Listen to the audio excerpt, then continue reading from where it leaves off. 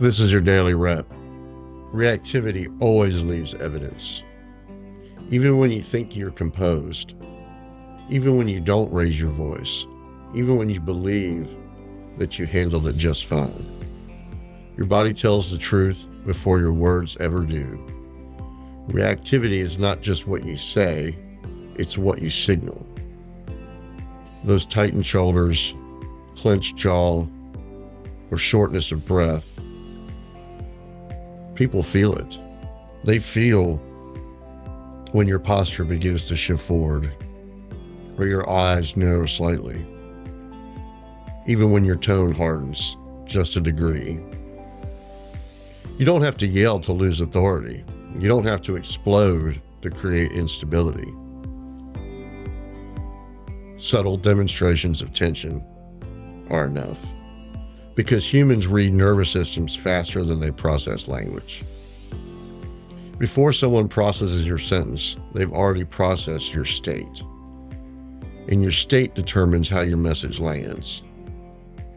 You might be saying calm words, but if your breathing is shallow and your face is tight, your presence communicates threat. That's why some conversations feel tense even when the content is neutral.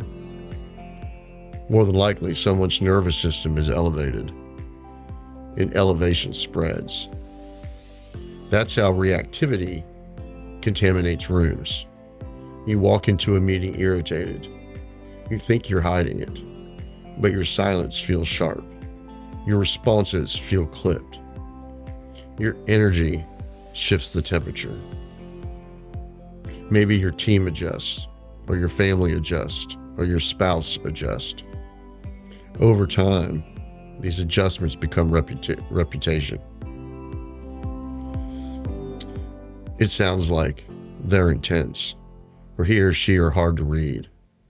He or she is quick to get irritated, or he or she shuts down when challenged.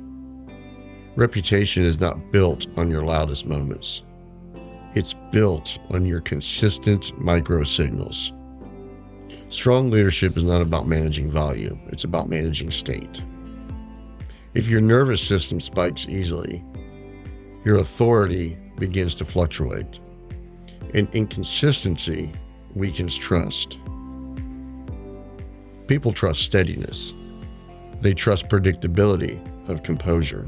They trust emotional control under pressure. Here's where it gets even more practical. Imagine this scenario. Your spouse brings up something small, maybe tone, maybe scheduling, maybe money. Your body begins to tighten. You don't yell, but you cross your arms. You exhale sharply. You respond with, "That's not what happened." Now the conversation shifts, not because of the contents, but because of the energy. Your body escalated the energy, and the other person is feeling it. Once they feel the rise in escalation, they either escalate back or they shut down. That's the cycle.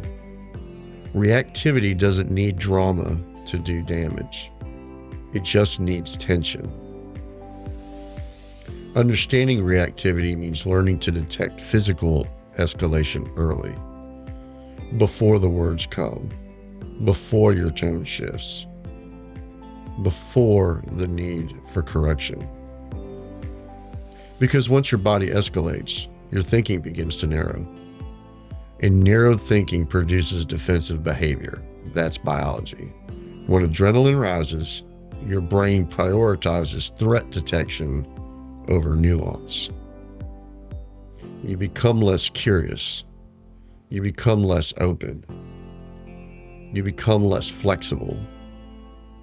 That's why regulation is strength. When you regulate your body, you widen your thinking. When you don't, your options begin to shrink. And over time, chronic reactivity creates chronic identity. You become known as the intense one, the defensive one, that person that's hard to approach. Not because you're evil, but because you're unmanaged. Today's rep. In your next tense moments, don't focus on winning the conversation. Focus on regulating your body.